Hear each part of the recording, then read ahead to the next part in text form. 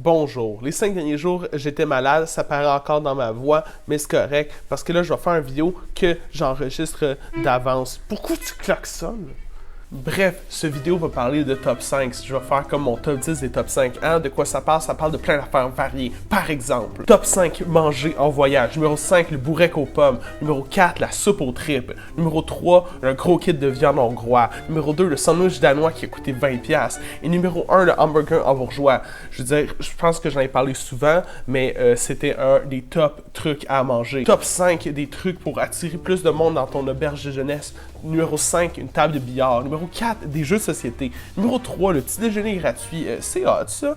Numéro 2, un bar. Et numéro 1, un chien ou un chat. Ça fait un gros sens de communauté. On dirait que je me rappelle du nom de tous les chiens et les chats que j'ai rencontrés dans des auberges de jeunesse. C'est précieux, il faut les protéger. Top 5, chevaux. Numéro 5, Benny. Numéro 4, Aspar. Numéro 3, Maggie. Numéro 2, Stroy. Numéro 1, Lucky. C'est un chien, mais il mérite quand même d'être là. Top 5 des expériences que j'ai vécues en voyage jusqu'à maintenant. Numéro 5, les bains chauds à Budapest. Numéro 4, visiter la brasserie abandonnée en République tchèque. Numéro 3, faire 8 km de vélo par jour en Allemagne.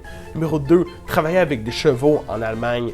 Numéro 1, gérer le party de Party Slava à Bratislava. Slava bien.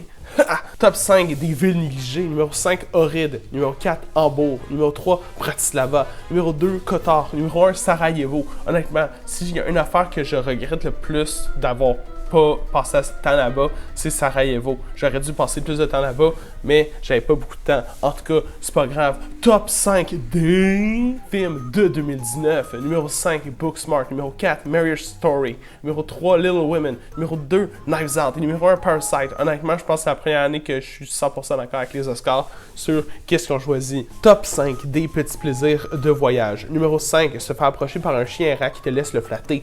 Numéro 4, se lever à 8h30 tous les jours. Numéro 3, espionner des conversations de Français de France qui pensent pas que tu comprennes. Numéro 2, écrire mes scripts tranquilles dans un parc. Et numéro 1, casually me promener avec Harrod et voir la face des gens, et surtout des enfants, qui sont impressionnés surprenamment par le flamant rose. Genre, oh man, ça doit être un adulte responsable. Il se promène avec un flamant rose. Quelle vie intéressante tu dois avoir, je sais pas. Top 5 des façons de dire merci. Numéro 5, c'est pas si beau. Numéro 4, Danke. Numéro 3, merci. Mais pas la version des Français, la version des Roumains. Les Roumains disent aussi merci. Numéro 2, Dicouille. Et numéro 1, tac. C'est super facile. Je veux dire, c'est pas genre faire les mines de rythme. Non, c'est juste tac. Super cool. Je sais apprécier les bonnes choses. Top 5 des choses que tu vas entendre vraiment souvent quand tu vas dire que tu es Canadien. Numéro 5, ah, vous avez de la poutine. Numéro 4, wow, j'ai déjà été à Vancouver.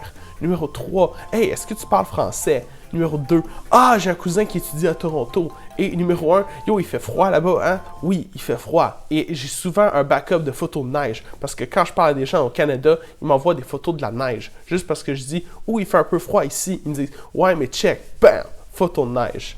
Top 5 des choses que j'ai totalement improvisées et ils ont vraiment fini pour le mieux. Numéro 5, sauter dans le lac Ohrid à genre 5 degrés. Numéro 4, visiter la Suède pour un jour. Numéro 3, passer par Belgrade et Niš en Serbie pour compenser des jours de visa. Numéro 2, aller voir des amis en Grèce pour genre 2 jours. Et numéro 1, monter la montagne à Budva et faire un genre de feu de camp sur le top. Il y avait un gars qui était avec moi, il vient de Roumanie. Il a fait comme des vidéos de drone. J'ai l'air vraiment incroyable là-dessus. Puis c'était vraiment cool comme expérience.